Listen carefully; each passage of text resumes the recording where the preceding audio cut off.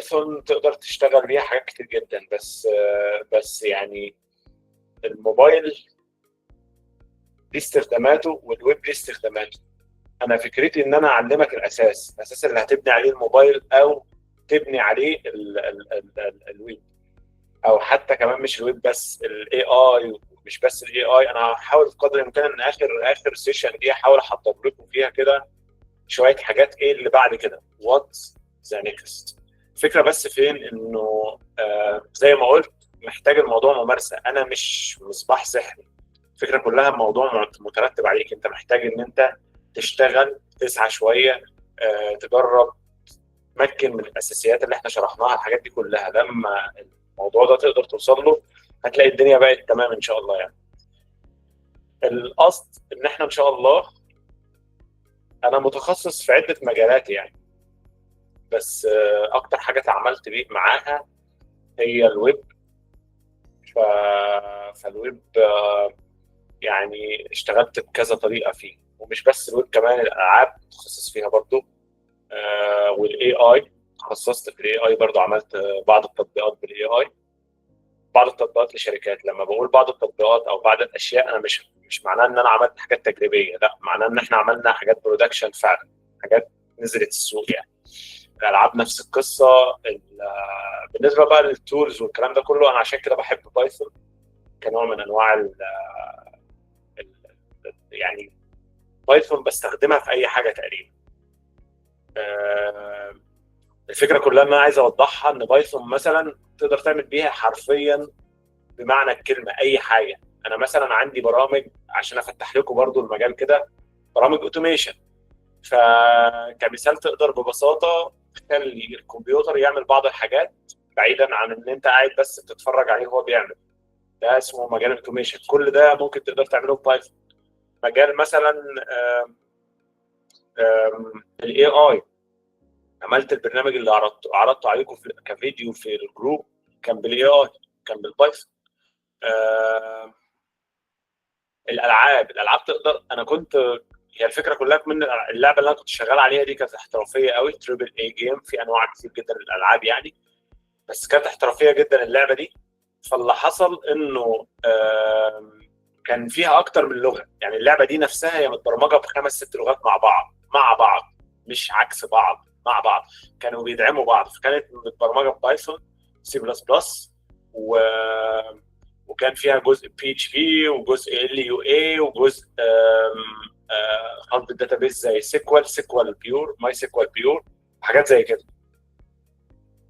برمجه الالعاب مش بتلتزم قوي بمنصه، يعني انت في الالعاب بالذات لان الموضوع صعب شويه، مش بتلتزم بيها بمنصه معينه. يعني انت بتتعلم مثلا جيم انجن معين، وبتلتزم ان انت ايه تقدر تطبق اللعبه بتاعتك على كذا منصه، على الموبايل، على الكمبيوتر، على البلاي ستيشن، على حسب بقى اختيار المنصه براحتك يعني.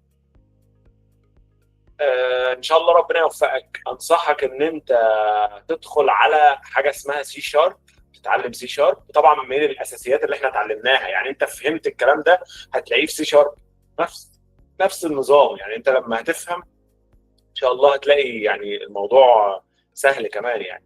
وتتعلم حاجه اسمها جيم انجن يونيتي وسي شارب، هم اسهل طريقه تدخلك الموضوع ده، تدخلك مجال الالعاب وتطوير الالعاب والحاجات دي كلها. وبتطور عادي جدا على الموبايل، بتطور حتى اللعبه نفسها ممكن تطورها على الموبايل وعلى الكمبيوتر في نفس الوقت، من نفس الكود بنفس كل حاجه. يونيتي رهيب في الحته دي. انا برمجت عليه اكتر من لعبه برضو. وممكن احاول لو كان في وقت ولا حاجه ان شاء الله احاول ان انا اجيب لكم صور او فيديوهات لحاجات زي كده. من ضمنها في لعبه اسمها، لحظه واحده احاول اجيب اسمها كده، بس دي لعبه مدفوعه يعني. هو الشخص كان طالبها، او الراجل كان طالبها علشان خاطر الاطفال اللي عنده يعني يدربهم. دي لعبه تعليميه. هي ده الويب سايت بتاعها. وطبعا هي في منها جزء اونلاين دايركت على الويب، يعني اللعبه معموله على الويب ومعموله على التليفون ومعموله على حاجات كتير جدا. فبس لازم يكون معاك حساب عشان خاطر تقدر تلعبها يعني، حساب عليها يعني. هو طبعا معاه لوحه وحاجات زي كده. هحاول اوريكم حاجه كده، بما ان طبعا ان احنا بنحاول بقدر الامكان نقرب الدنيا. ثانيه واحده اعمل شير سكرين بس.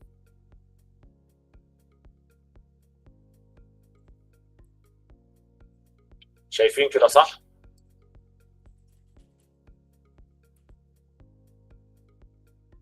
هندسة شايفين كده. طيب انا يعني زي ما قلت لكم كده الموضوع بسيط جدا وجميل، يعني ممتع جدا. بقالي كتير جدا ما دخلتش عليها، فثانيه واحده بس اوريكم اللعبه دي كمثال بس. في طبعا العاب تانية كتير، انا كنت عامل تريبل اي جيم من غير اصلا جيم انجن، ودي كانت صعبه جدا، يعني كان الموضوع صعب قوي قوي قوي. بس الفكره انك تفهم الاساسيات كويس. لما تبقى الاساسيات واضحه في ذهنك كويس، اي حاجه بعد كده مش هتبقى فارقه. هتقدر ببساطه تشتغل على ده وتشتغل على ده وتشتغل على ده. انا تقريبا بكتب ب 12 لغه برمجه، مش لغه واحده او اتنين. فال 12 انا بستخدمهم لعمل الاشياء اللي انا عايزها. فمثلا انا عايز اعمل سكريبتات اوتوميشن وحاجات زي كده، فانا محتاج اكتب كود ب بايثون. طب انا عايز اعمل مثلا حاجات لها علاقه بالاي بي اي والحاجات السريعه والمش عارف ايه بايثون. مثلا عايز اعمل العاب سي شارب يونيتي، وبرضه ممكن استخدم سي بلس بلس مع حاجه تانية كده اسمها انريل. مش عارف يعني سمعتوا عنه قبل كده ولا لا. وهكذا. يعني هو طبعا بياخد وقت طويل، لان اللعبه دي برضو لعبه احترافيه، فهي اونلاين ومتصله بجزء ويب وحاجات زي كده. يعني خد بالكم بيعمل الحساب على النت، والحساب بيسمع دايركت وبيدي كوينز للطفل، والطفل بيلعب اللعبه وبيحصل على كوينز وبيستهجى الحروف وحاجات زي كده كتير يعني. فاللعبه كباك اند اتعمل لها شغل كتير. معلش ثواني بس احاول اقفل التليفون عشان شوت. فاللعبه بيتعمل لها شغل كتير جدا باك اند. طبعا ده ماشي. هنشغل اللعبه دلوقتي.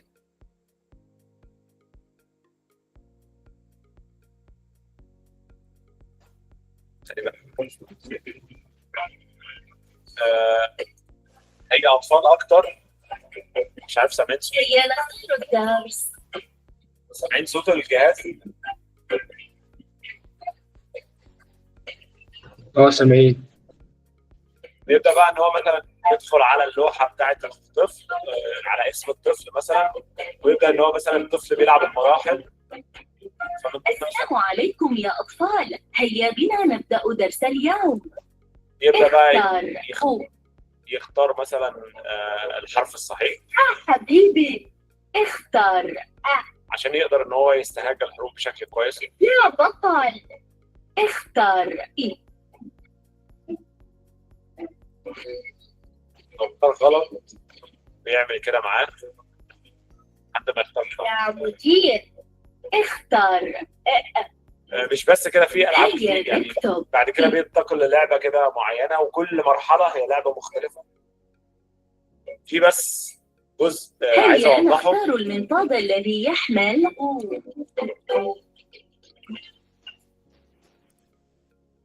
يبدا بقى مثلا يختار المنطاد، طبعا الطفل هيا نختار المنطاد. هيا نختار. وهكذا. في حته عايز اوضحها بس، ان كمان مش بس كده، الموضوع كمان ليه علاقه بانه بيدخل على الحساب بتاعه من هنا، وبيبدا يشوف كل الويب سايت، كل التليفونات او انواع التليفونات اللي دخلت على اللعبه، ويعرف اجمالي اللاعبين عنده قد ايه في الدوره دي، لانه بيمسحهم بعد ما بيخلص الدوره، ومين اللي بيلعبوا دلوقتي اللعبه. بعد كده بقى بيقدر يعرض اللاعبين، يقدر يدي لهم مكافاه معينه، يبعت لهم رساله يدي لهم مكافاه. كل ده اللوحه اللي حضراتكم شايفينها دي متبرمجه ببايثون، بكل الباك اند بتاعها بالحاجات بتاعتها متبرمجه ببايثون. اللعبه نفسها متبرمجه بايه؟ بسي شارب. وفي اجزاء تانية خاصه بقى بالداتابيز والحاجات دي كلها، عشان يسجل البيانات بتاعت الناس دي، وعشان يعرف مثلا يقدر يعرف كمان ان هو اشترك من امتى، دخل من امتى، اخر دخول ليه اللعبه. هو في المرحله الكام؟ الاي بي بتاعه اللي بيستخدمه عشان خاطر يدخل على الويب سايت.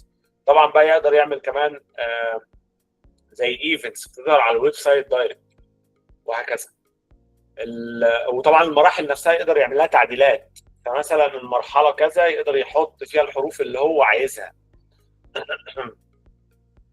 فمثلا اضافه او تعديل حروف، يقدر يختار حروف معينه يحطها في المرحله دي. شايفين؟ فاهمين الفكره؟ كل ده تم ببايثون، تم بسي شارب. طبعا مع الحاجات الادفانسد اكتر بيبدا بقى تدخل اللغتين مع بعض، وتبدا ان انت تدخل الحاجات في بعضها عشان خاطر تطور من شغلك وتخليه ادفانسد. واضحه كده الدنيا؟ متحمسين؟ مفيش حد بيرد. تمام، جميل جدا. طيب اللي احنا بنعمله ده الاساس بتاع الكلام ده، الاساس بتاع الكلام ده. ف الفكره كلها ما تبقاش مستعجل. انا خدت وقت كبير على بال ما اتعلمت، وعلى بال ما مش عارف ايه، وعلى بال. انت النهارده في وقت جميل جدا، انت في وقت جميل جدا، سريع جدا، في كل حد بيعلم كل حاجه. انت بتقعد مثلا النهارده مع حد بيقدر ان هو يشتغل ويعلم. يعني النهارده مثلا لما بشرح لك، انا بشرح لك علشان انا شغال في ده كويس قوي. في ناس على فكره بيعلموا البرمجه وهم اصلا معلمين فقط، مش بيمارسوها قوي، فممارستهم ليها مش احسن حاجه، وبالتالي هو بيشرح المفهوم ولكن هو المفهوم مش واضح في ذهنه قوي. مش بنحاول ان احنا نبسطه على قد ما نقدر بالطريقه اللي احنا بنقعد نشرح بيها، يعني حتى لو بنرسم او حاجه زي كده.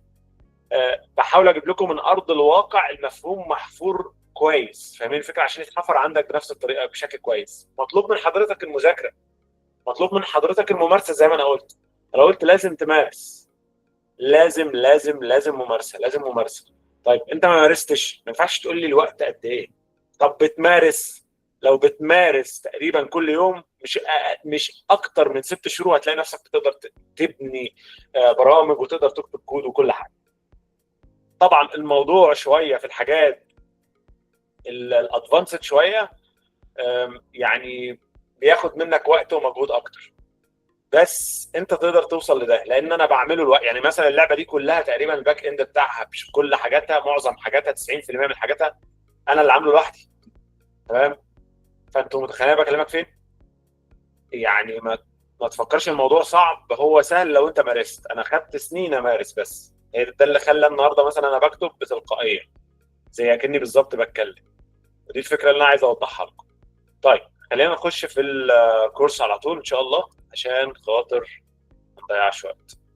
احنا النهارده نشرح الاربع حاجات دول. الاربع حاجات دول اهم 4 حاجات في حياتك، لان عليهم هتقدر تبني ستراكشرز كبير جدا لبرامج كتيره. وهنتعامل شويه مع الديكتس اكتر، لان الديكتس في بايثون من اكتر واشهر الحاجات اللي موجوده فيها اصلا، ومستخدمه كمان فيه، اللي الناس بتستخدمها فيه. وهنحاول ان احنا نعمل حاجه اسمها انباكينج، سواء على الديكتس او التوبلز، ونفهم الكلام ده ماشي ازاي. وهناخد مثال كده مجمع للكلام ده، وان شاء الله الليسون الاخيره او المحاضره الاخيره هنعمل مثال عملي نطبقه، وجهزوا بعض الاسئله لو عايزين تسالوا اي اسئله عشان نحاول ان احنا نوثقها ونجاوب عليها في لايف. فاهمين الفكره؟ نجاوب عليها واحنا بنتكلم، يعني نخلص المثال ونجاوب على الاسئله دي ان شاء الله. تمام كده؟ ماشي، اتفقنا؟ جهزوا اسئله لو انتم مهتمين، لو انتم عايزين فعلا توصلوا لحاجه، اهتموا بالكونتنت. اتفضل. تمام يا هندسة. جميل جدا. السؤال ده كنت بقول لحضرتك تمام. ماشي، فانا عايزكم تجمعوا مثال وتهتموا ان شاء الله بالكلام ده كله، عشان خاطر ايه ان احنا قصدي انا هنعمل مثال ان شاء الله. شيء جمعوا مثال، سرحت بس. هعمل مثال كويس ان شاء الله في اخر السيشن دي، وتجمعوا اسئله نحاول ان احنا نجاوب عليها في الكورس ان شاء الله. طيب، فاكرين انواع البيانات؟ احنا قلنا ان احنا عندنا انواع بيانات زي حاجه اسمها انتجر، حاجه اسمها سترينج، حاجه اسمها بوليان، حاجه اسمها ايه تاني؟ احنا اتكلمنا عن ايه تاني؟ ليست. تمام؟ فاكرين الانواع دي؟ لو مش فاكرينها ارجعوا ذاكروا. هرجع تاني اقول ارجعوا ذاكروها. طيب، كل نوع زي ما قلنا بايثون بتعرفه علشان خاطر تتعامل معاه بشكل معين، وتبدا ان انت النهارده تقول والله ده مثلا ينفع يتجمع، ده ما ينفعش مثلا يتطرح، ده ما ينفعش يبقى اي قيمه غير true or false، ده مثلا ما ينفعش. وطبعا عندنا حاجه اسمها فلوت كمان.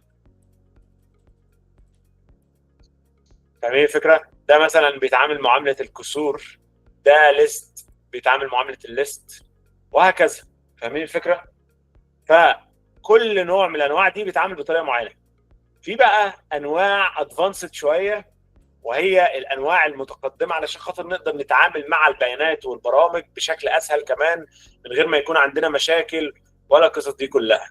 في عندنا نوع اسمه ديكت، وفي عندنا نوع تاني اسمه توبل، وفي عندنا نوع ثالث اسمه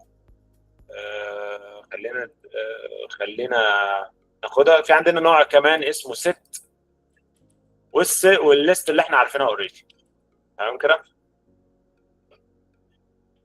طيب، الاربع انواع الجداد دول هم كل واحده ليها طريقه تعامل وطريقه بايثون بتفهمها بشكل معين كمان، وطريقه يعني تخزين للداتا ونظام معين، وبايثون بتتعامل معاه بشكل معين بنفس طريقه الناس اللي فوق دي، بنفس الطريقه. بس كل الفكره ان احنا نفهم كل استخدام لكل واحده من دول عامل ازاي. يعني كمثال، لو الديكت دي اختصار لديكشنري. ديكشنري يعني قاموس. عارفين القاموس؟ القاموس لما بدخل عليه دايما بيبقى عندي نفتح ده بس. بيبقى عندي دايما في القاموس، شويه صفحات كده في الاول. هي يقول لك والله حرف الالف، حرف الباء، حرف الجي، وهكذا. فاهمين الفكره؟ يقعد يقسمها كده ويقول لك مثلا حرف الالف من الصفحه كذا الى الصفحه كذا. فتروح في القاموس تلاقي نفسك انا المفروض اوصل لاخر للصفحات دي عشان اتعامل مع حرف الالف لو انا عايز حرف الالف، وهكذا. فدايما في حاجه اسمها كي بيحكم او بيعرفني المفروض كل التعاملات او كل شرح الخاص بحاجه معينه هو موجود عن طريق الكي ده. فاهمين الفكره؟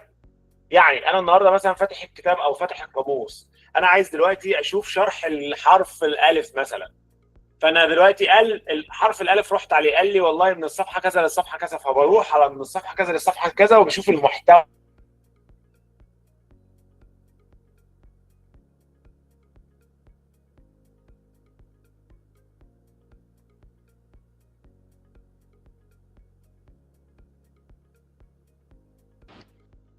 الو.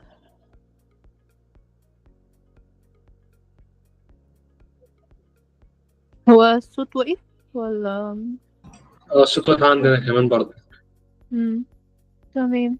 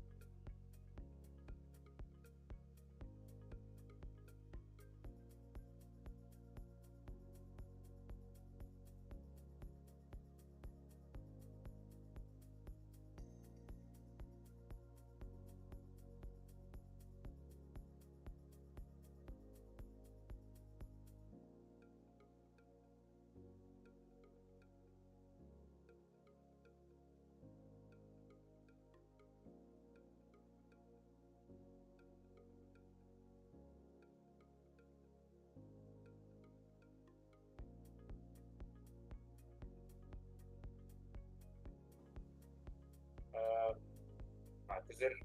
سامعيني كده كويس؟ اه انت سامعين.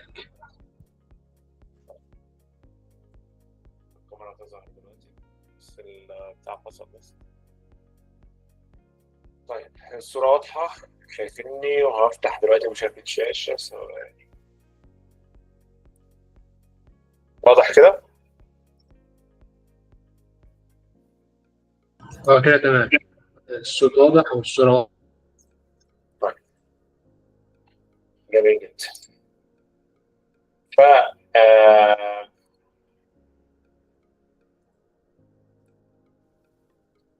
ماشي، فكنا بنقول ايه؟ بنقول ان احنا النهارده عندنا انواع كتير جدا مختلفه. من ضمن الانواع دي انواع احترافيه زي الديكت والتوبل والست والليست. الانواع دي بتخلينا نقدر نتحكم ونعمل في بايثون حاجات اكتر. ثواني بس عشان خاطر اهو برضو تاني. ففي عندنا نوع اسمه القاموس او الديكشنري. الديكشنري ده تقدر تعتبره بالظبط زي اكنك بتفتح كتاب، والكتاب ده انت عايز توصل او تجيب منه حاجه معينه، كونتنت معين او محتوى معين، نوع من انواع البيانات الثانيه. فعلشان توصل له لازم يكون عندك حاجه اسمها كي. الكي اللي هو يعني الانديكيتور اللي بتحدد بيه هتوصل للداتا دي ازاي، او المفروض توصل لها منين، فين. تمام كده؟ فالديكشنري دايما بيتبنى في بايثون بالشكل ده. لو انا جيت مثلا قلت، طبعا هو بيتعامل نفس نظام الفاريبلز اللي احنا اتكلمنا عنه قبل كده، نفس الطريقه. لو انا قلت مثلا فاريبل اسمه دي بيساوي، الفكره كلها فاكرين الليست كنت بفتح ايه؟ بفتح قوسين بالشكل ده. الديكشنري بفتح قوسين بالشكل ده، بس في شروط معينه للموضوع ده. ايه الشروط؟ ان انا لازم يكون عندي حاجه اسمها كي وجنبه نقطتين فاليو. ايا كانت الفاليو دي ايه، ممكن تكون واحد اللي هي انتجر، ممكن تكون سترينج، ممكن تكون لسته ثانيه، ممكن يكون ديكشنري جوه ديكشنري، عادي جدا. المهم ان الكي ده ليه اسم معين. ممكن يكون هو كمان سترينج، ممكن يكون انتجر، ممكن يكون اي حاجه. هنفهم ده دلوقتي اكتر كمان. فمثلا لو انا بقول حرف الايه مثلا، او خلينا نقول احمد، اسماء بقى مثلا احمد، فلنفترض خلينا نقول دي مثلا مواد الطلاب، او درجات الطلاب في المواد. ماشي؟ فعندنا اس تي دي يو مثلا، او اس تي دي. حلو. عندنا طالب اسمه احمد جايب 10 مثلا في الماده الاولى، 20 في الماده الثانيه، 30 في الماده الثانيه. عندنا طالب ثاني اسمه ثاني مثلا، جايب في هم 3 مواد مثلا، جايب 50، جايب 30، جايب 20. في طالب ثالث مثلا اسمه خلينا نقول منى،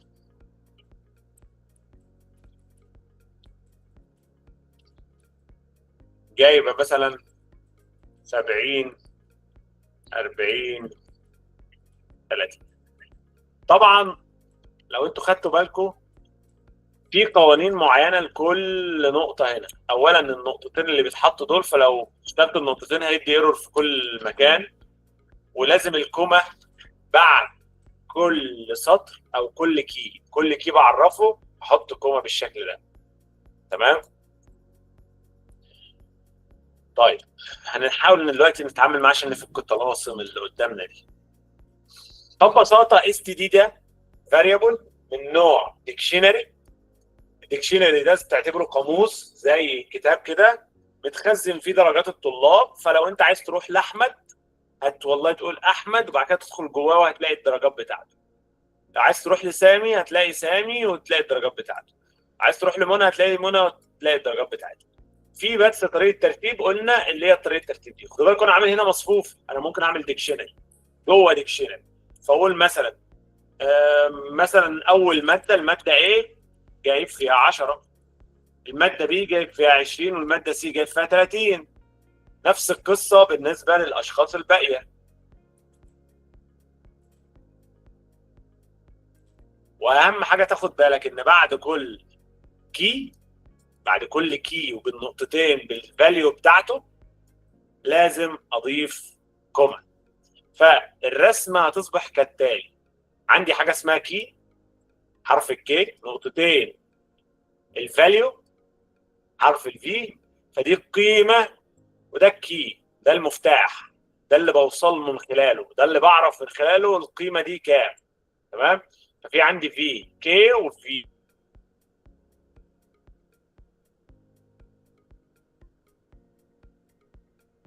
واضحه. الموضوع واضح ولا لسه صعب؟ هو الصوت بيقطع بس هو الموضوع واضح يعني معايا. ايه؟ بقول لحضرتك الصوت كان بيقطع بس الموضوع واضح معايا يعني. طيب في حد تاني صوته بيقطع عنده؟ المفروض عندك انت عشان النت بس. اه ممكن يبقى بسبب النت عندي طيب حاول نركز بس كده، ان شاء الله تبقى الدنيا تمام معاك. طيب فاحنا عندنا نوع ديكشنري اسمه اس تي دي. فكرته خد 3 اشخاص، كل شخص بالمواد بتاعته.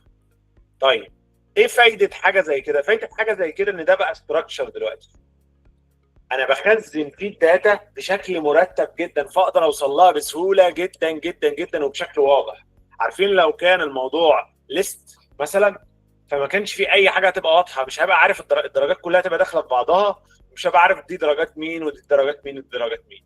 فطريقه تخزين الداتا في الفاريبل بالشكل ده رهيبه، هتخليني وتسهل عليا حاجات كتير جدا واستخدامات كتير جدا. ثواني.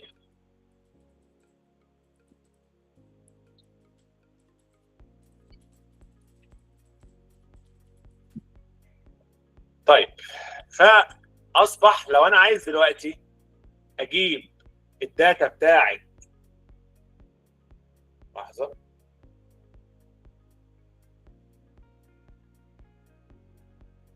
الداتا بتاعت مثلا احمد، فكل اللي انا هقوله بالظبط كالتالي: اس تي دي، واقوم فاتح القوسين بتوع الليست عادي، واقول احمد، تمام، ثم اطبع برنت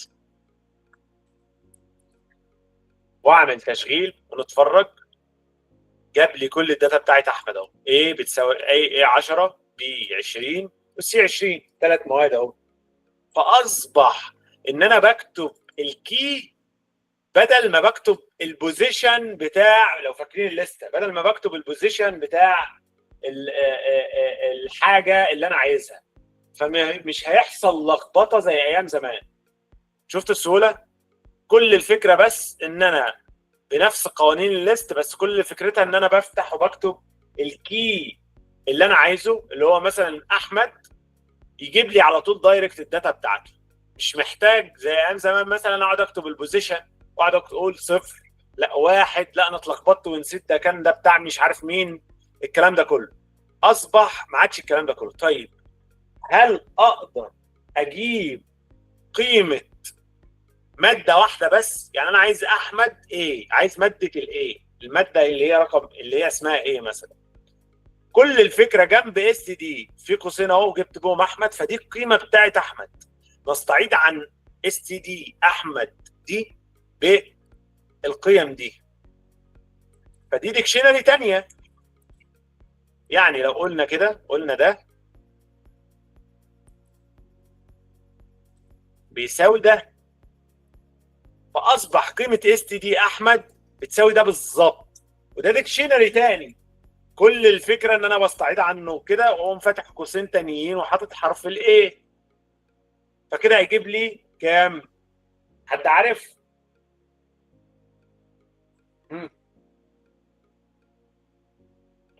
ها؟ هيجيب لنا رقم 10 هندسه اللي هي بتاع قيمه الايه؟ رقم 10 قيمه الايه، الله ينور عليك، لان انا هوصل للايه جوه اس تي دي احمد، وبالتالي هي بتشتغل وتحط، تشتغل وتحط، تحط، تشتغل وتعوض، تشتغل وتعوض، بس كده. طب لو انا قمت راح جاي مثلا جوه الايه وقمت عامل ديكشنري تاني وقايل مثلا سي 3 سي مثلا، قمت قايل قيمتهم مثلا 20، لو قلت الايه بقى قال لي سي بتساوي 20، طب قمت فاتح قيمتين تانيين عشان اجيب قيمه السي دي، هيقوم جايب لي 20 بس. وضحت؟ سهله؟ سهل؟ تمام يا هندسه. سهل يا ساره؟ هيثم؟ جميل جدا، ماشي. فاصبح انه فكره تخزين الداتا بقت حاجه سهله جدا. طيب استخدامات عمليه للليست، قصدي الديكشنري، ممكن نستخدمه ازاي عمليا؟ ممكن ببساطه لو طلب مني والله احنا بنخزن يا جماعه ارقام التليفونات بتاعت الناس، فعشان تخزن ارقام التليفونات بتاعت الناس هيبقى عندك حاجه اسمها كي، الاسم، نيم، والفاليو رقم التليفون، والنمبر. هيبقى عندك مثلا الاسم نيم 2، فون نمبر تاني، وهكذا. ماشي؟ طيب هل ينفع اقرر نفس الكي في الديكشنري؟ يعني نفس الكي اقول نيم مثلا، لو سميته هنا مثلا احمد، ارجع اسمي طالب تاني اسمه احمد؟ ها؟ لا ما ينفعش. ليه؟ ممكن اقدر اقول ان هو مثلا يونيك، لو مثلا كل حاجه في الديكشنري يكون يعني حاجه واحده او مميزه خاصه بنفسها بس، المسميات بتاعته. طيب ركزوا كده معايا، لو انا جيت اقول اس تي دي احمد، المفروض هيطبع لي ايه؟ هو طبعا هيديني ايرور يعني. المفروض هيطبع لي ايه؟ ها؟ طب لو طب خليتها واحد، هو هيبقى اخر قيمه لاحمد، المضارب بتاع احمد. هو المفروض يديني ايرور، بس ده التحديث الاخير بتاع بايثون، هي حلتها يعني، هيبقى 10 قيمه بس بعيدا عن دي. بعيدا عن النقطه دي، هو انهي واحد فيهم اصلا هو الصح؟ فاهمني؟ فهيحصل مشكله طبعا لو قررت الديكشنريز كي، لو قررت دايما الديكشنري كي هيحصل مشكله ان انا ما عدتش هبقى عارف انا بحط في انهي قيمه. فاهمين الفكره؟ لانه هو هيعرف القيمه الاولى ثم القيمه الثانيه ثم القيمه الثالثه كلهم على احمد، وده مش احسن حاجه. وكان على فكره البيهيفير بتاع الفيرجن القديم انه كان يدي ايرور اصلا.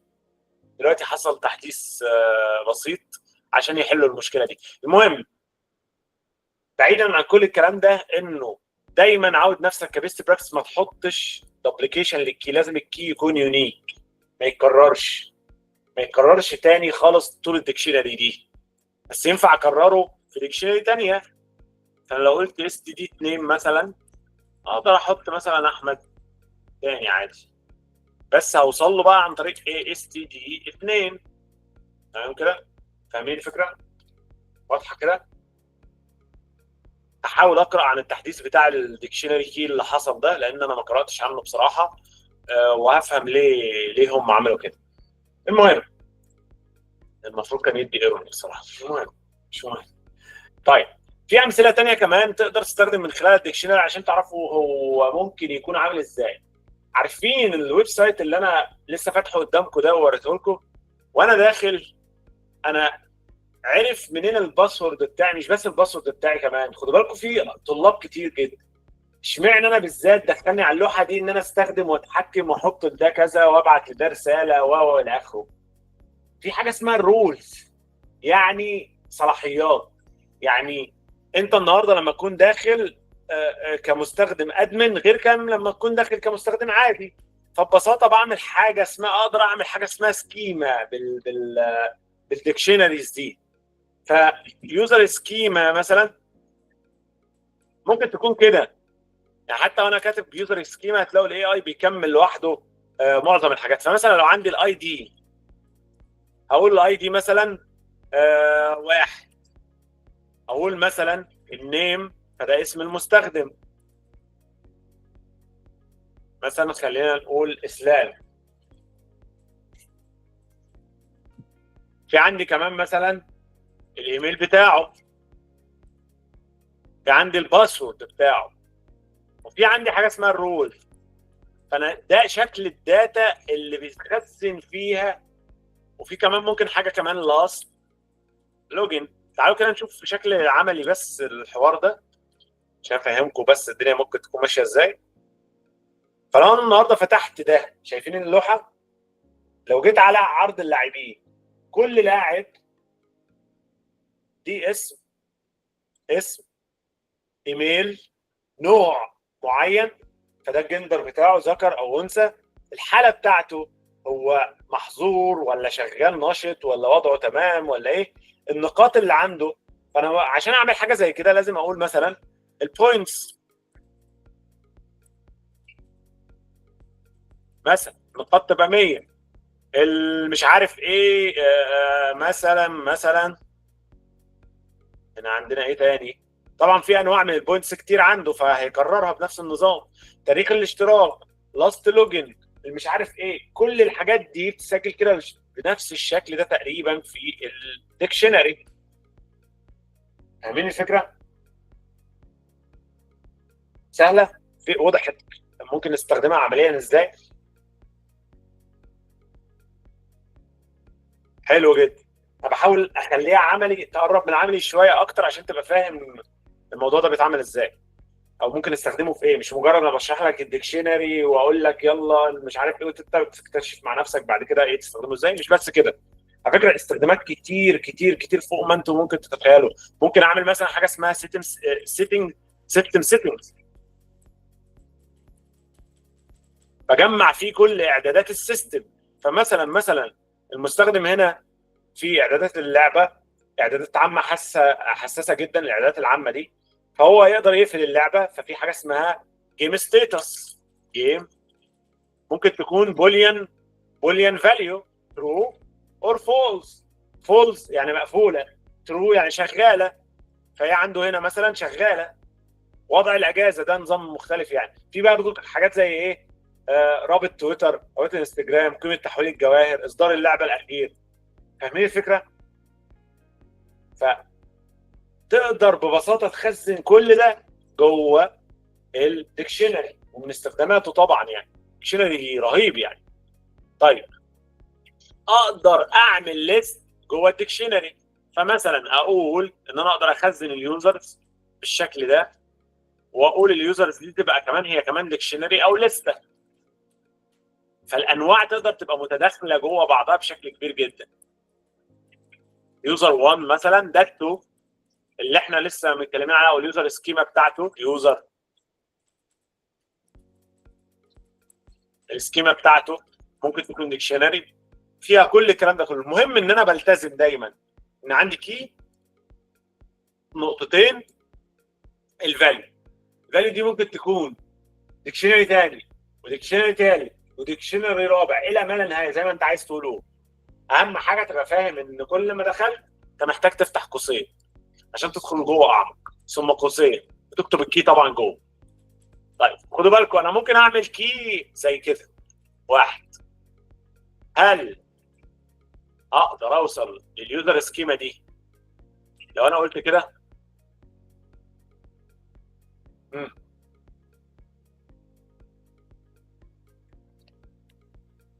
ها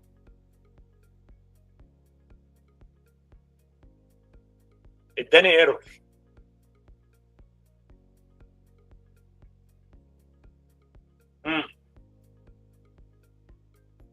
طب لو قلت كده اشتغل وجاب لي الداتا فعلا. فاهمين حاجه ولا مش فاهمين؟ كل الفكره ان في، فاكرين الفرق بتاع النوع بتاع الفاريبل؟ فده نوعه ايه؟ انتجر، ما ينفعش احط له سترينج واقول له هات لي السترينج فهو هيقول لك مش موجود اصلا، كده مش موجود. فاهمين الفكره؟ بس ممكن اعمل كده، لازم احط الكوما واعمل واحد اقول والله الواحد ده بيساوي كذا. فاهمين الفكره؟ هيشتغل معايا اهو. تمام كده؟ واضحه؟ واضحه يا هندسه. احنا لعبنا في الحته دي كتير. تمام يا اسلام. لعبنا الحته دي كتير جدا عشان ما تقعوش فيها، لان دي اكتر حاجه بتلخبط او اكتر حاجه بتوقع نوع الداتا. طيب زي ما قلنا بقى، انت تقدر تلعب براحتك، تحط ليست، فلوت، بوليان، سترينج، كل اللي انت عايزه جوه الديكشنري، وجوه تتدخل لحد ما توصل للي انت عايزه. طيب لو انا عندي ديكشنري، انا بخلي المستخدم يدخل الداتا جواها.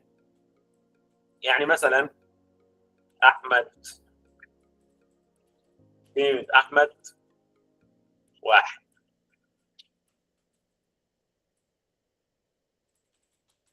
محمد مثلا 2، سامي 3، ساره 4 مثلا. مش احنا قلنا قبل كده ان من عبقريه البرمجه ان هي لازم تكون دايناميك. يعني ايه دايناميك؟ يعني بتتغير او متغيره على حسب المستخدم. انا ما اعرفش القيمه اللي هيدخلها المستخدم. فتخيلوا معايا مثلا ان انا دلوقتي عايز المستخدم يدخل معلومه معينه او داتا معينه على الداتا دي. تمام؟ يعني عايز مثلا يخلي في اليوزر سكيما مثلا يضيف كمان حد جديد اسمه مثلا منى، عايز يضيف منى مثلا على الداتا دي او على البيانات دي. فانا ببساطه عندي سكيما الاساسيه فيها الداتا اهو. طب ايه الطريقه اللي ممكن ادخل فيها داتا للديكشنري؟ الديكشنري ليه طرق كتير جدا، بس افضل يعني اسرع طريقه ممكنه ان انت تعمل كده بالظبط. تقول كده بالظبط: منى بتساوي 5، ثم ترجع تطبع السكيما كلها تاني وتتفرج. شفتوا جاب لي منى في الاخر اهو 5. فاهمين الفكره؟ طب جابها كده ليه؟ لان انت رحت عرفت قيمه منى على طول دايركت وحطيت فيها قيمه. هو كمل على اساس ان هي موجوده. تمام؟ بنفس الطريقه بنفس النظام. دي اسهل طريقه ممكنه لعمل شيء معين. طيب كمان الديكشنري اقدر ابحث فيه. من اشهر الحاجات اللي موجوده فيه في حاجه اسمها فانكشن اسمها جيت. وعشان قلنا قبل كده عشان نوصل للفانكشن لازم نعمل نقطه عشان ندخل جوه الفانكشن بالذات. فانا دخلت جوه السكيما وقلت جيت مثلا احمد. فانا دلوقتي بدل ما يعني جيت دي تقدر تستعوض عنها كده بالظبط، تقدر تستعوض عنها كده تقول احمد. ماشي؟ فممكن اقول جيت احمد. طب ليه؟ ايه الفرق ما بينهم؟ خلينا كده نجربها بس الاول. جاب لي 1. ماشي، تعال نجرب كده مثلا احمد دي. جاب لي 1 عادي جدا، الاثنين زي بعض. طب ايه الفرق ما بينهم؟ ليه في جيت؟ عارفين لو انا النهارده مثلا جيت وقلت حرف احمد مثلا، بس مثلا احمد حاجه ثانيه خالص، جيت اقول مثلا اسلام. لو انا جيت اجيب الاسلام وهو اصلا مش موجود فوق، هيديني ايرور. عارفين الحوار ده؟ جيت بقى بتتدخل هنا وبتخليك ما يحصلكش اي ايرور، لان خد بالكم لما الايرور بيحصل بيوقف الكود، ومعنى ان هو وقف الكود فمعناه البرنامج مش هيكمل، مش متوقع ان في قيمه ممكن تدخل قيمه غريبه اصلا. فالفكره كلها لو جيت بصيت شغلت اداني نون. عارفين النون؟ نوع نل اللي هو ما وقفش البرنامج، ما وقفش ودنيته كانت تمام، ولكن اداني بس قال لي ان دي فاضيه ما فيش اسلام. فجيت فايدتها هنا ان انت تقدر تحط الديكشنري الكي بتاعك، ولو مش موجود مش هيدي لك ايرور. كمان حاجه زياده في الجيت، تقدر تحط حاجه اسمها ديفولت فاليو. يعني في ارجيومنت زياده في الفانكشن دي. ديفولت فاليو يعني ايه؟ يعني لو ما لقيتش اسلام حط مثلا مش موجود، كلمه مش موجود. تعالوا نشوف كده. شوف كتب لي مش موجود. طب لو حطيت احمد كتب لي 1. فهو تقدر تستخدم جيت دي استخدامات رهيبه رهيبه. وكمان مش بس كده، كمان مش بس ان انت تعمل كمان ديفولت فاليو، لا ده انت كمان ممكن تحدد قيمه الفاليو اللي داخله لك. يعني تبقى متوقع نوع الفاليو اللي داخل لك، نوع الفاليو. يعني مثلا انت متوقع ان يدخل لك سترينج، فلو دخل لك اي حاجه ثانيه غير سترينج هيدي ايرور. فاهمين الفكره؟ اللي هو التايب، اسمه تايب، في ارجيومنت اسمه تايب تديله سترينج. فلو دخل لك اي حاجه غير سترينج هيدي لك ايرور. فاهمين الفكره؟ او هيدي لك هنت، يعني لان بايثون مش بتعلق قوي على الانواع. المهم، ف جيت مهم جدا جدا، وده من الفانكشنز اللي موجوده مع الديكشنري اللي مهمه جدا والناس بتستخدمها كتير قوي، استخدامات كتير جدا. ماشي؟ واضحه كده؟ في مشكله عندنا؟ تمام يا هندسة. طيب ماشي.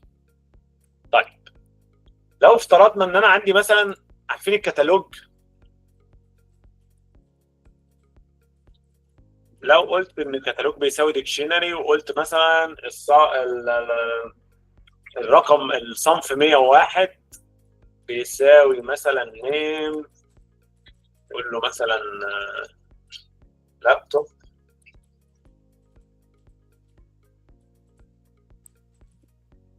ومثلا برايس 10، ومثلا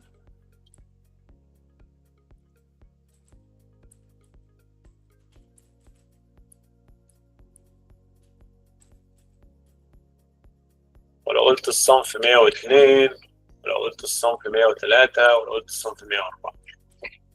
نغير الارقام دي بس.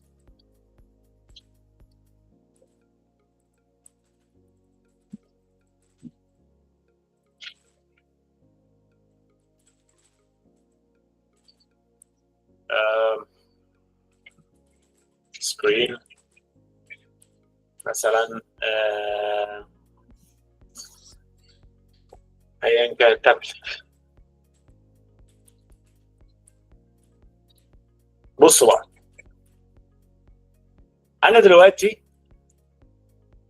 كمستخدم المفروض اعمل برنامج بيعرض الكتالوج ده زي ويب سايت. يعني انا بدي لكم مبدا الويب سايت ازاي، اللي هو الويب سايت الاي كوميرس اللي بيعرض المنتجات والكلام ده كله.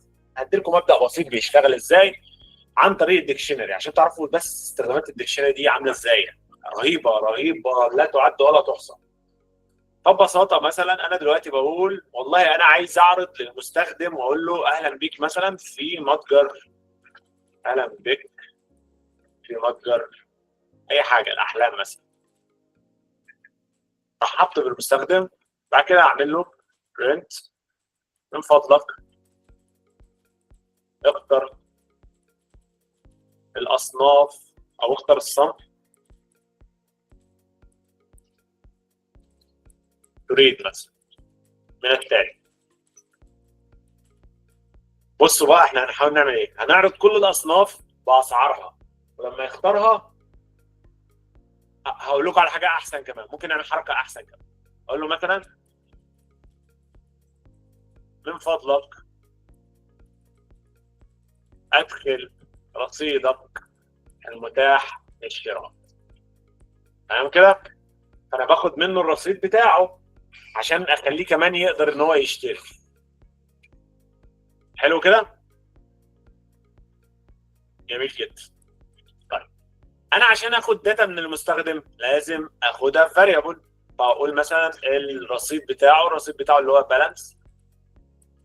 طبعا تسميه الفاريبل مهم قوي قوي قوي قوي، ان الفاريبل يكون مرتبط بالمسمى، او المسمى بتاعه لازم يكون مرتبط باللي انت بتعمله علشانه. فلما اكون بس باخد الرصيد بتاع المستخدم يبقى لازم اسمي الاسم مظبوط، اوضح دنيته تمام.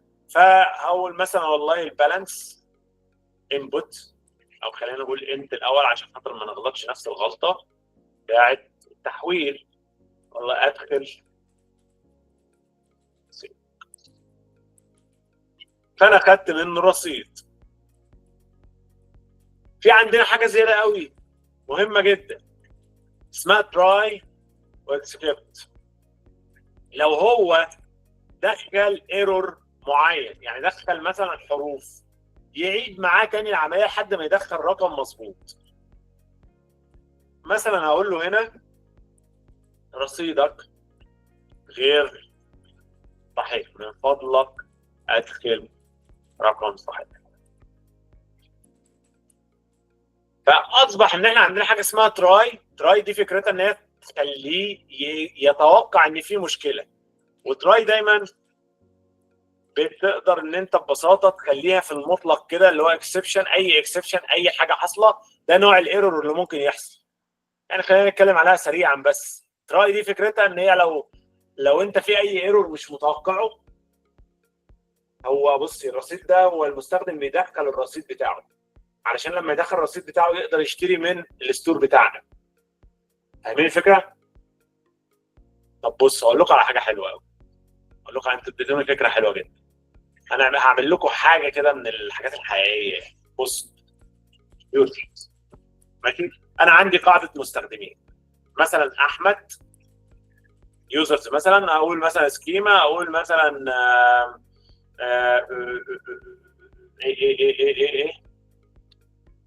مستخدم واحد، النيم بتاعه احمد،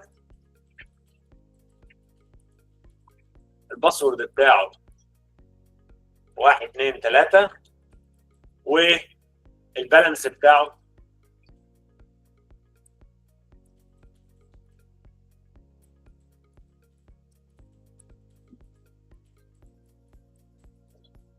والبالانس بتاعه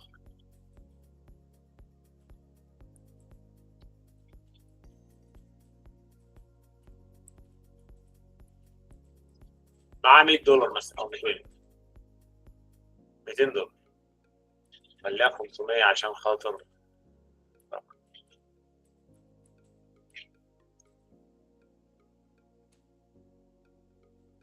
مثلا. ممكن نعمل مستخدم تاني اسمه سامي، الباسورد بتاعه 5 6 7 ومع رصيد 1000. وده المنتجات اللي عندنا. ماشي؟ اهلا بك في متجر الاحلام. هقول له ببساطه من فضلك سجل الدخول للحصول، سجل الدخول.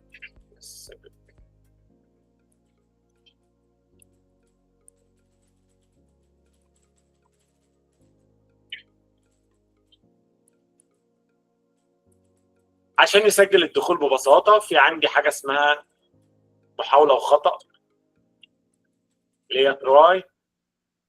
اقول له ببساطه من فضلك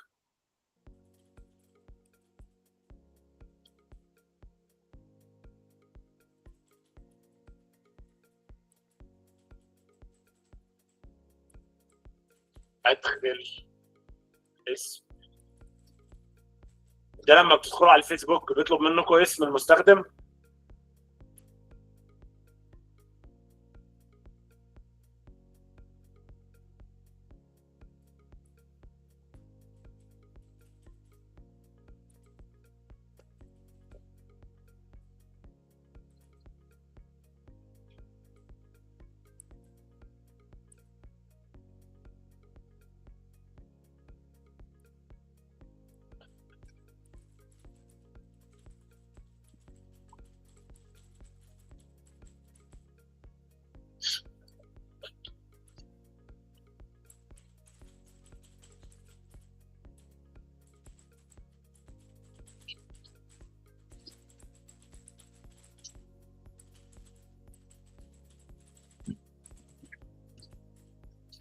طيب اللي انا عملته هنا ببساطه قلت برنامج بسيط. البرنامج ده في عندي مستخدمين اوريدي مسجلين عندي في الداتابيز وليهم رصيد معين، وعندي كتالوج منتجات وليه عدد منتجات معين، وليه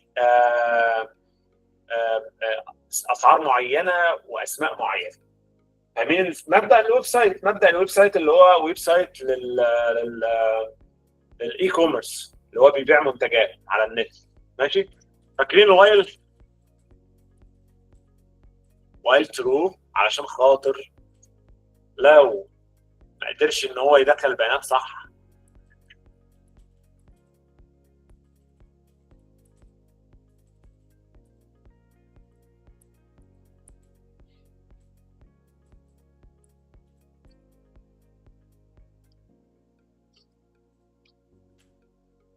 معلش الاي اي بس اوقات بيخرف كده.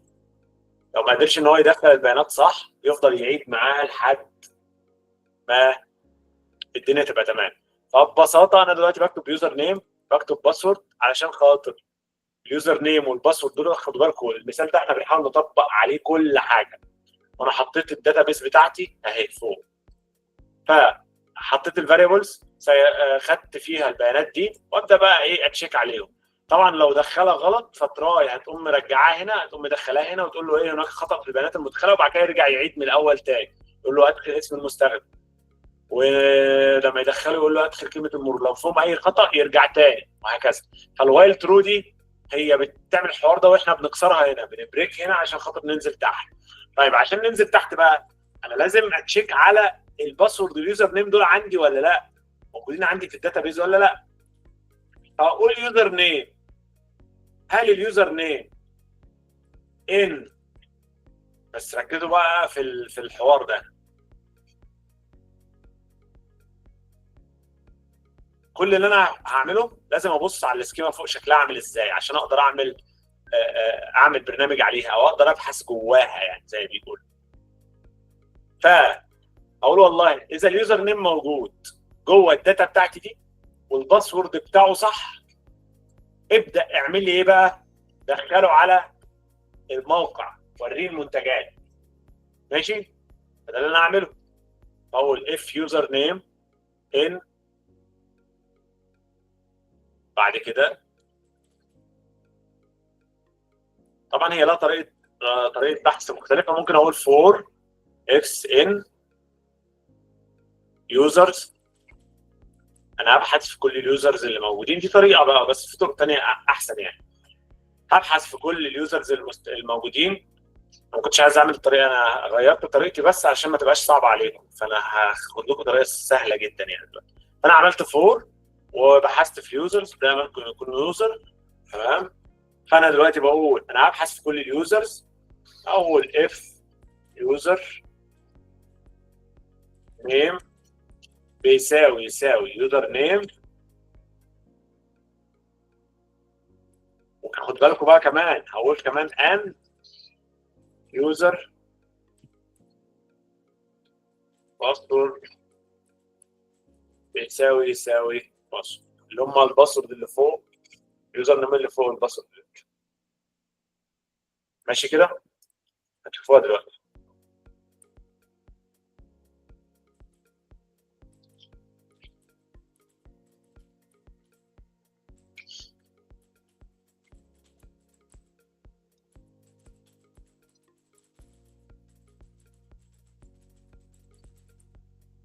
لقد تم التسجيل بنجاح، مرحبا بك.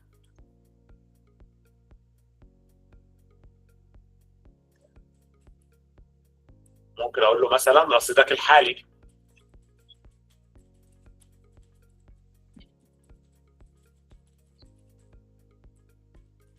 رصيدك الحالي هو يوزر بالانس.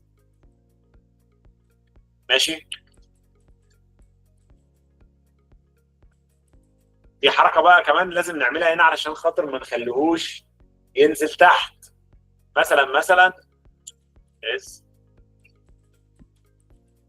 is correct مثلا. دي انا بحاول اسهل كودي على قد ما اقدر يعني. انا بكتبه برجع اكتبه تاني بطريقه اسهل علشان خاطر ده مش بروفيشنال قوي، بس هو ده بيأدي الغرض. انا عايزك بس تقدر تعمل ده وبعد كده تعمل اللي بعده يعني ان شاء الله.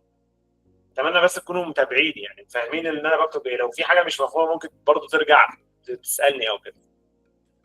لا تمام كويس ان شاء الله. حلو قوي. is correct مثلا، او اسميها مثلا is login.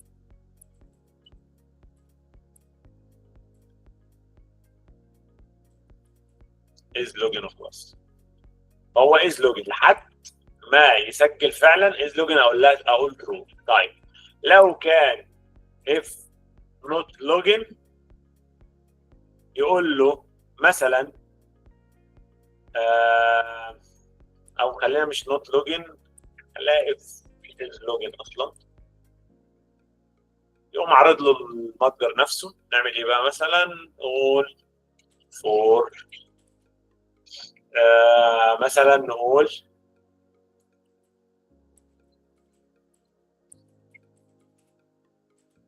get in catalogs.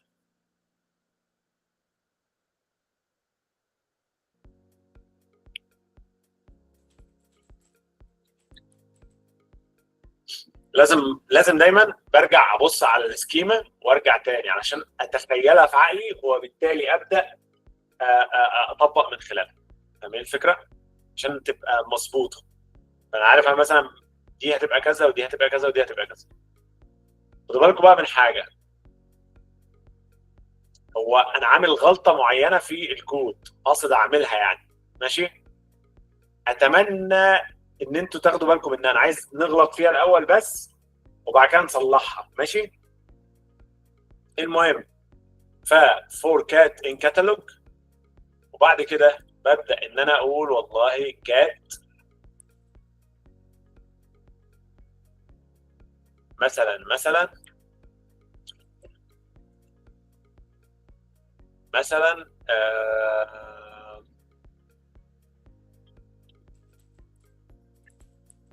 النيم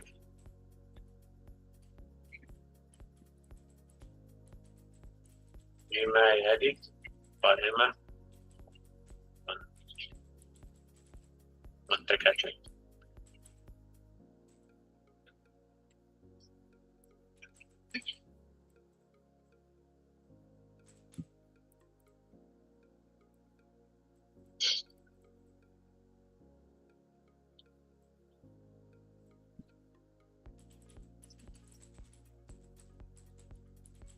انا قاصد اعمل الغلطه دي علشان خاطر نحاول ان احنا نركز بعد كده في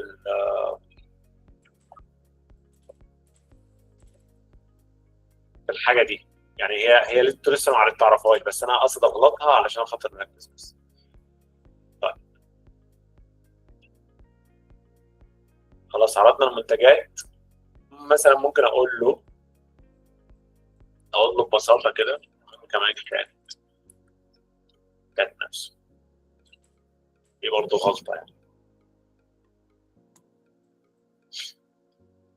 طيب ممكن اقول له مثلا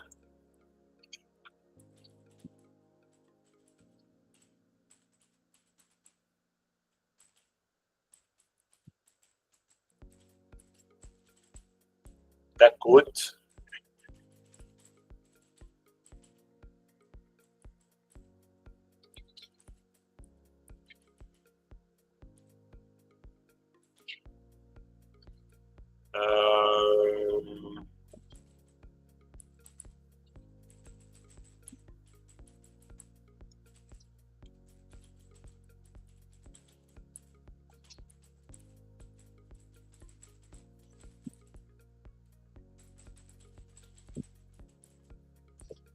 انتوا فاهمين الفكره صح؟ عمال بكتب يعني حاجات كتير، مش عارف هيبقى الدنيا سهله ولا صعبه ولا.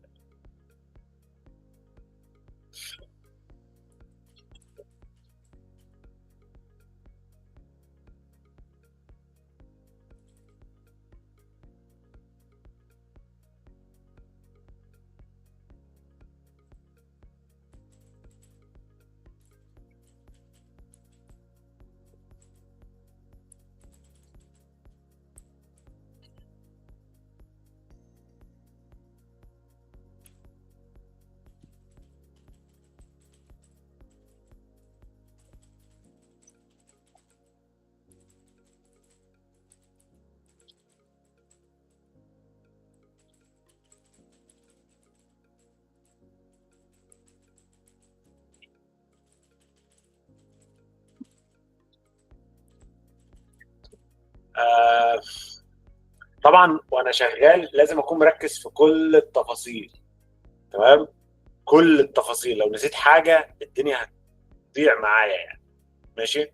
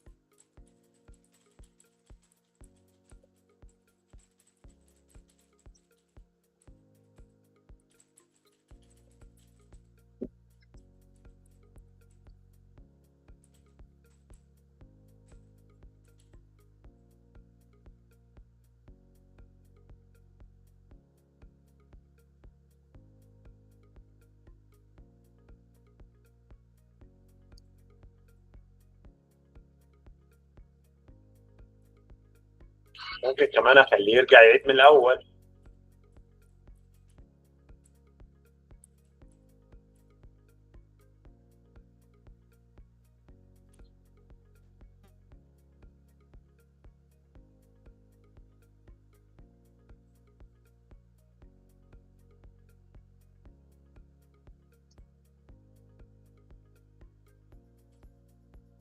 ممكن كمان عشان اوضح له الدنيا اكتر.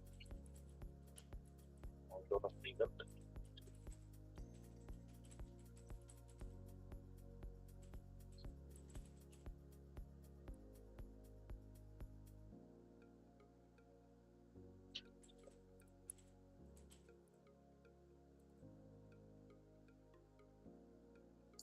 طيب، هل الكود ده هيشتغل؟ ما اعرفش، تعالوا نشوف كده. مش هيدي البيهيفير مظبوط. قال لي اولا اهلا بك في متجر الاحلام، من فضلك سجل الدخول، ادخل اسم المستخدم احمد، ادخل كلمه المرور 1 2 3.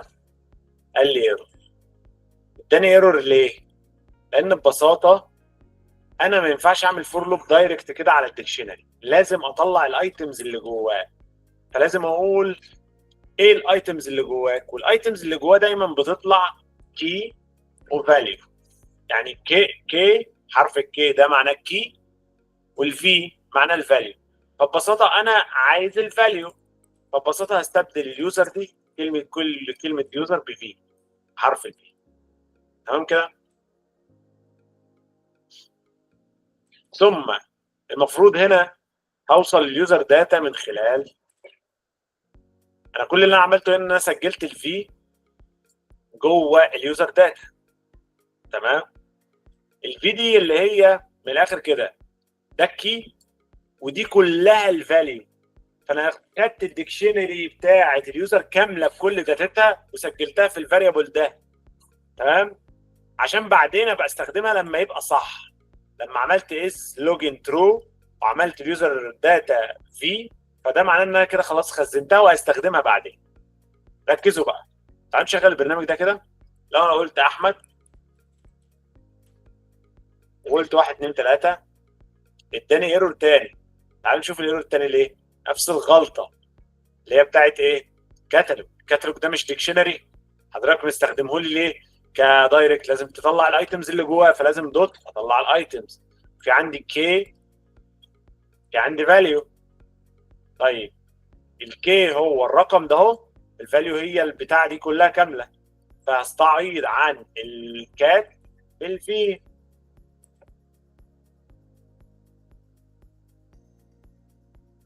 طيب تعالوا نجرب كده. احمد 1 2 3. شوف عرض لي كل المنتجات. في مشكله، الكود عرضه كفي، المفروض الكود يعرضه ككي. فاهمين الفكره؟ تعالوا نجرب تاني. لو انا دخلت اي كلام شوف طلعنا. ممكن اعمل هنا مثلا كمان حركه زياده، لو دخل اي حاجه كمان غير مش تمام اقول له else بيانات اعتمادك صحيح. طيب فكره الايتمز فكرتها كلها ان هي بتفرد الديكشنري على الجنبين، بتحط ده لوحده وده لوحده وبتحطهم لي الاثنين مع بعض. فمن قوه بايثون انت تقدر تحط الاثنين في نفس الخطوه بدل ما تقعد تعملها بسيبه بس بنفس النظام القديم. فاهمين الفكره؟ فتقدر ببساطه تقول الايتمز اللي جوه اليوزرز، الكي اللي هي الكي دي اختصار للكي، وفاليو اختصار للفاليو. مش احنا قلنا دايما الديكشنري كي وفاليو؟ حرف الفي ده هو الفاليو.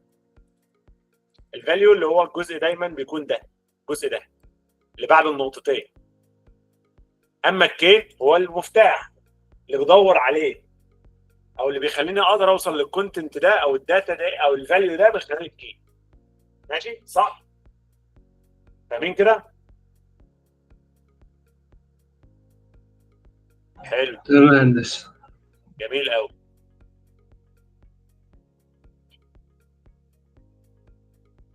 طيب فتعالوا نعيد من تاني كده. لو انا كتبت اي حاجه واي باسورد اقول لك بيانات اعتماد الخلايا الصح طلعك، ده نفس اللي الفيسبوك بيعمله، دي نفس الميكانيزم. في عنده داتا متسجله وفي عنده شويه لوجيك بيبني عليهم الحوار ده كله. انا كتبته قدامكم كله علشان تبقوا فاهمين، وده يعني بحاول ابسطه على قد ما اقدر. ممكن ان يتم اختصاره عن كده بكتير، ممكن يتعمل فيه لوجيك احسن، ممكن يتكتب بطريقه احسن، عادي جدا. المهم بس اعمل اول طريقه واحده بس. فلو كتبت احمد ودخلت مثلا الباسورد غلط، برضه بيانات اعتماد الخلايا صحيحه. طيب خلينا نكتبه صح، احمد دخلت الباسورد صح. اهو ظهر لي بقى فيما يلي قائمه بجميع منتجاتنا ورصيدك الحالي 500. يقول لي بقى ايه؟ معلش ادخل هنا كود اختيار. فالكود 101 لابتوب سعره 10 وفي منه 4 قطع. ركزوا بقى في الكلام ده. في بس نقطتين كمان احنا يعني في نقطه كمان احنا ما خدناش بالنا منها، اللي هي ايه؟ ان كمان الكتالوج انقص منه واحد. الكتالوج والاختيار اللي يتم شراؤه ينقص منه واحد من الستوك. مش الستوك ده قيمه المخزن اللي عندي، عدد المخزن اللي عندي، فلازم انقص منه على طول. فاصبح عندي كود. خلينا بس نغلي اللابتوب شويه عشان خاطر يخلص لنا فلوس بسرعه. نقول ده ب 500 على طول.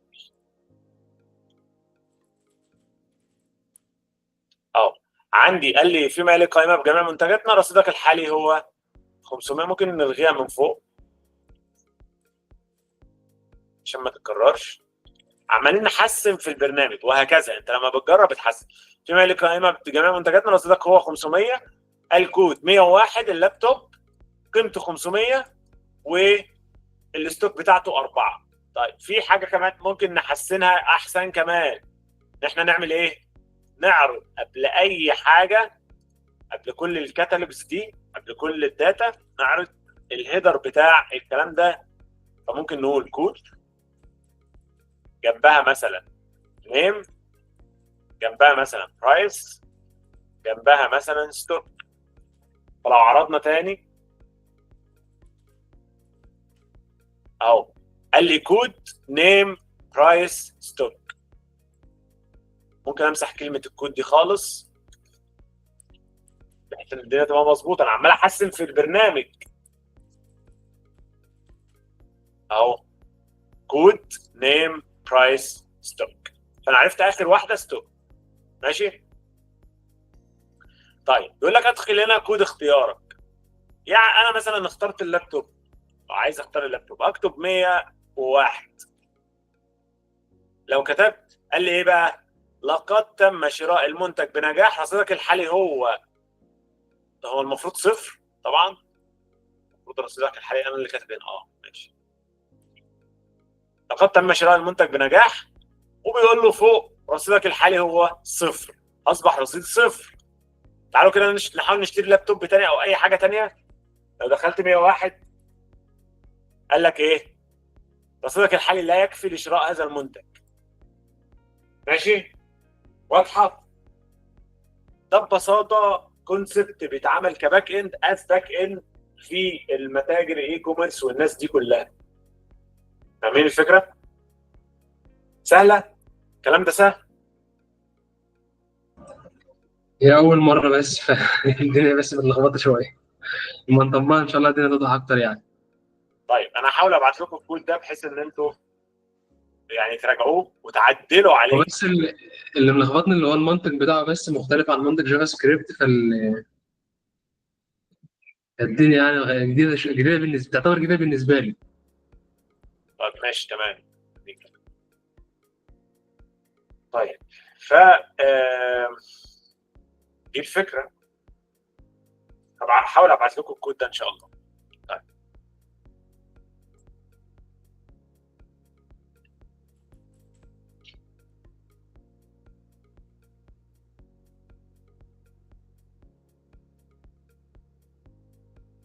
طيب تعالوا نتكلم مثلا عن، احنا اتكلمنا خلاص عن الليست قبل كده، ليست. نتكلم بقى كمان، او اتكلمنا خلاص عن الديكت، نتكلم عن السيتس. السيتس فكرتها كالتالي، هي زي الديك. الست اللي هي دي فكرتها زي الديكشنري بالظبط. لو انا قلت مثلا بس الخطوه الجامده بقى فيها ايه؟ ان هي بتشتري التكرارات.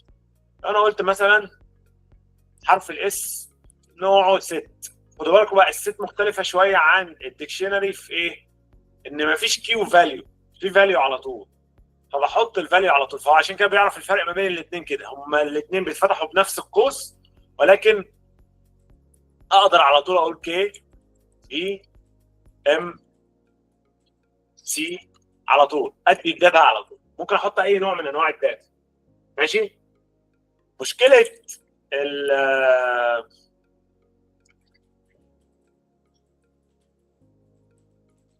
حط دول بس في ده عشان خاطر ما امسحهمش عشان هي مش ابعتهم. كده يعتبر ليست لا، الليست طالما فاليو فقط. بس بيبقى انا كده. عارف اللي انا عارف الليست بالكوز دوت، بس الفكره ان هي نفس فكره الليست اللي هي عباره عن فاليو. ماشي، هقول لك ليه، اقول لك الفرق دلوقتي ايه. هقول لك الفرق تمام. القصد ان الليست تمام. لازم يكونوا قوسين عاديين، قوسين مربعين. اما الست بتبقى قوسين معكوفين بالشكل ده، لازم تبقى كده. طيب الفرق الوحيد طبعا مع حاجات لها علاقه بالبرفورمانس وحاجات ادفانسد شويه ممكن نتكلم فيها مش دلوقتي يعني، مش طريقنا خالص.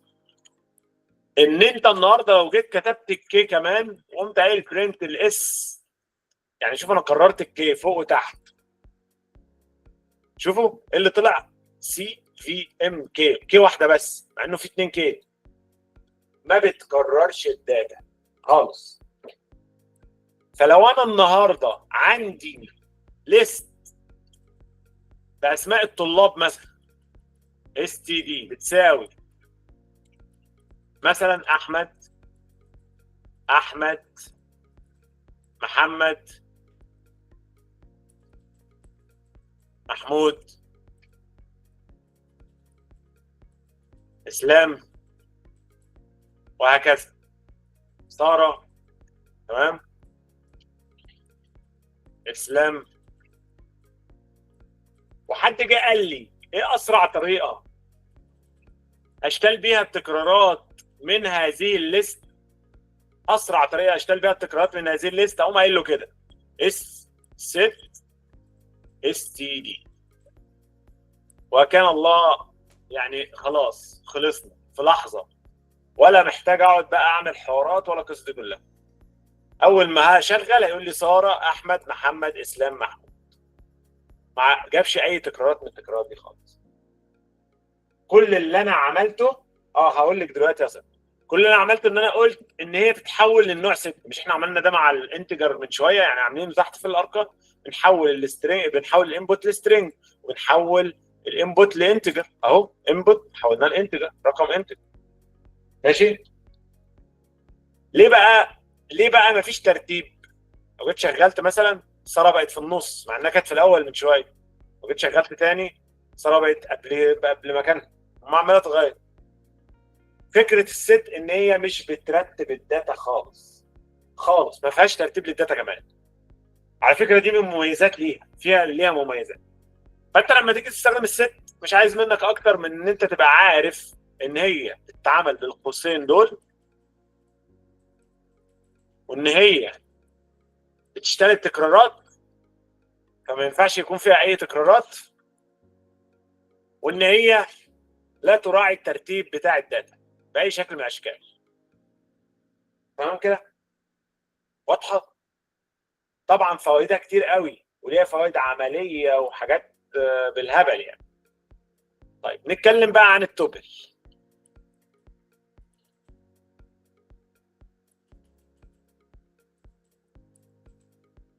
برضه التوبل هي، خدوا بالك انت ممكن تستخدم الديكشنري وتنسى اي حاجه ثانيه خالص. بس فكره التوبل بقى هي برضه بتفرق في البرفورمانس، وفي نفس الوقت هي زي الليست، قريبه جدا للليست، بس ما تقدرش يعني. انا مش عايز ادخلكم في القصه دي، انا عايزك بس تفهمها مفهوم بلدي الاول، او افهمها يعني مفهوم بلدي، وبعد كده انت هتتطور في القيم تفهم ليه التوبل مختلفه يعني، او ليه ممكن تستخدمها. ان هي من الاخر كده الداتا ما بتتعدلش فيها. يعني انت لو حطيت واحد اتنين، طبعا التوبل بيتفتح بالقوسين مدورين. تمام. وجيت قلت برنت توب دي هتطبع لي واحد واثنين، قمت قايل ثلاثه مثلا تطبع لي واحد واثنين وثلاثه. طيب ما اقدرش في التوبل مثلا، انا خدوا بالكم ممكن اقول بالبوزيشن، يعني ممكن اقول توب صفر فتطبع لي واحد عادي جدا، بس ما اقدرش اقول كده، يديني ايرور على طول. التوبل داتا ما بتتعدلش. تمام كده؟ فالتوبل دي للكونستنس فاليو. انت مثلا النهارده مثلا عارف قيمه باي مثلا، عارفين باي طه نق مش عارف ايه اللي هي 3.14 من 10 وارقام كتير جدا. القيمه دي ثابته وانت شغال بتعمل حاجه معينه، تمام، للحسابات دي مثلا. حلو. ما ينفعش اي حد يجي كده في البرنامج يقول والله تو اقدر اغير القيمه دي، اقدر اخليها مثلا 10. فاهمين الفكره؟ ما ينفعش. في لغات بتقول لك انت ممكن تخليها كونستنس، فبايثون ما فيهاش كونستنس. طبعا في طريقه ادفانسد قوي عشان تقدر تعمل بيها كونستنس، مش عايزين نتكلم عليها. انا بتكلم في حته انه من ضمن الحاجات اللي تقدر تستخدم توبل عشان كده. توبل بس فكرتها في كده. مش بس كده، كمان انت ممكن تدخلها جوه الديكشنري. فمثلا الباسورد حاجه ثابته ما ينفعش يتغير، هو والاسم، بس البالانس بيتغير. فاهمين؟ زي ما احنا نقصناه تحت ونقصنا السوكت تحت. فاهمين؟ الستوك قصدي تحت. فاهمين الفكره؟ واضحه؟ واضحة يا هندسة.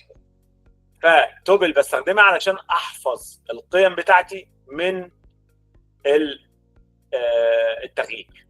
مش بس كده، كمان توبل كمان ليها استخدامات، حاجه اسمها الانباكينج. يعني ايه؟ يعني انا دلوقتي لو عندي ليست اوف توبلز، يعني حاجه زي كده، لسته بس جواها توبلز كتير. فلو عايز النهارده مثلا اقول اكس ان توب وبرنت اكس، ايه اللي هيحصل؟ هيطبعهم اهم. تمام. اقدر يعني اعمل حركه زياده، او مش عايز الخبطكم. ثانيه واحده افكر في حاجه كده، مش عايز الخبطكم. هعملها لكم بشكل تاني خالص علشان ما تلخبطكوش.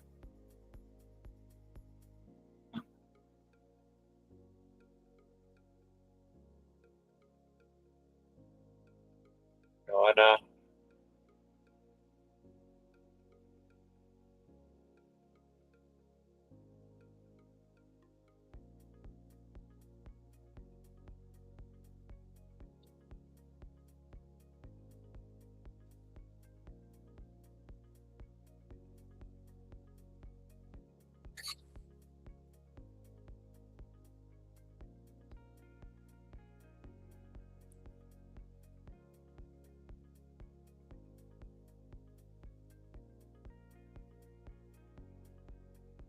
ماشي، بص فكره باكينج لو انا النهارده جيت ببساطه مثلا قلت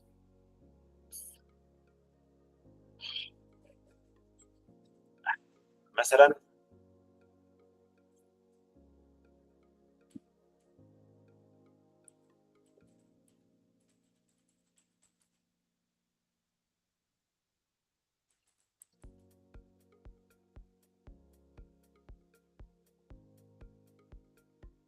آم،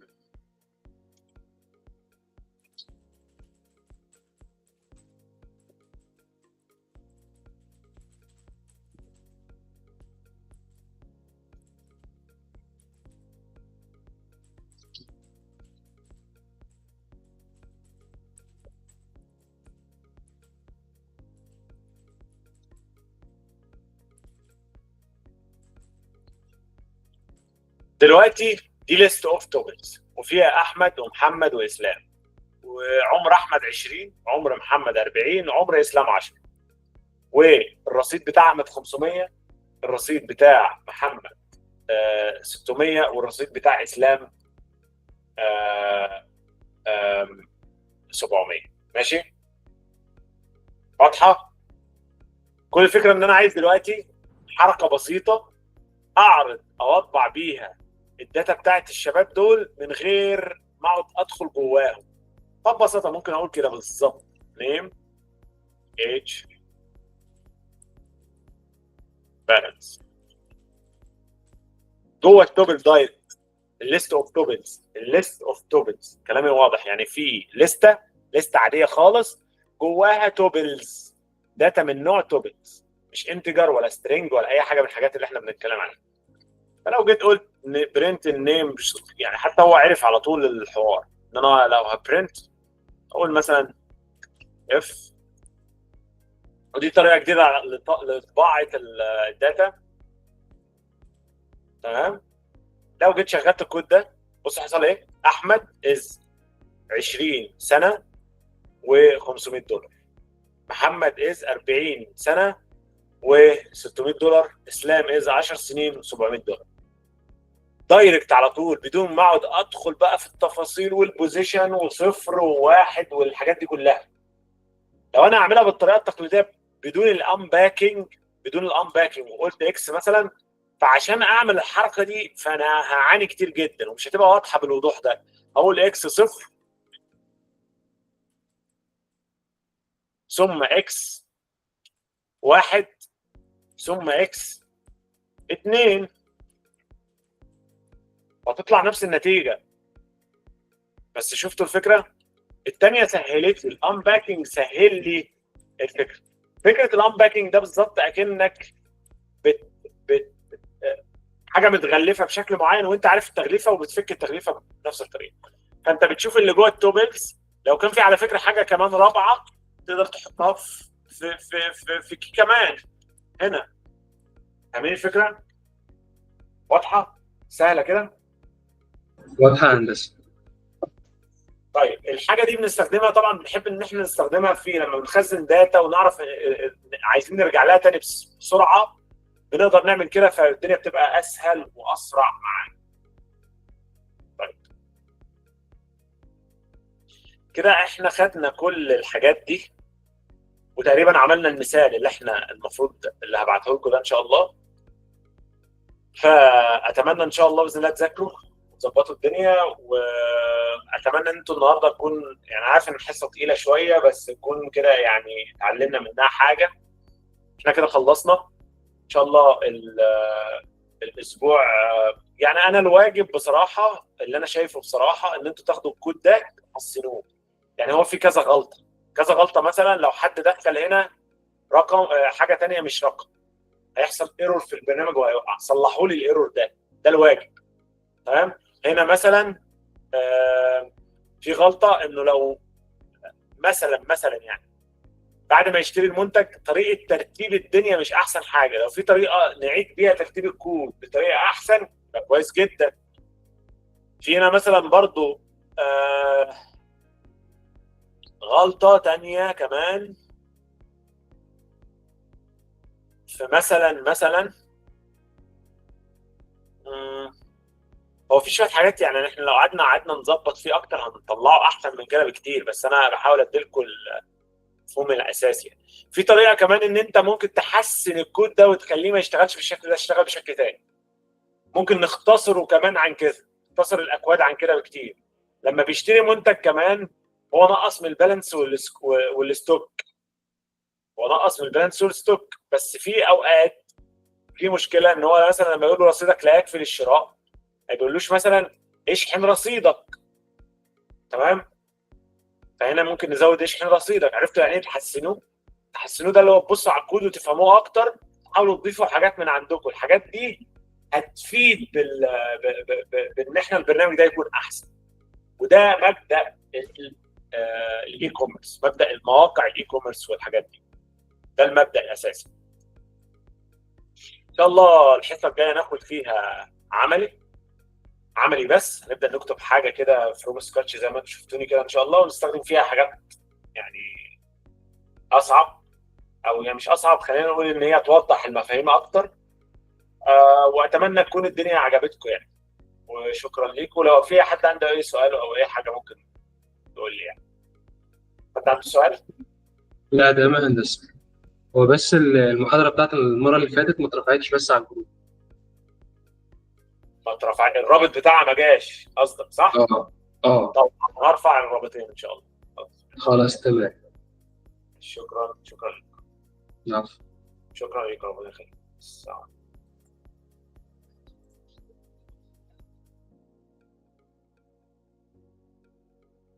شكرا ليك يا سلام.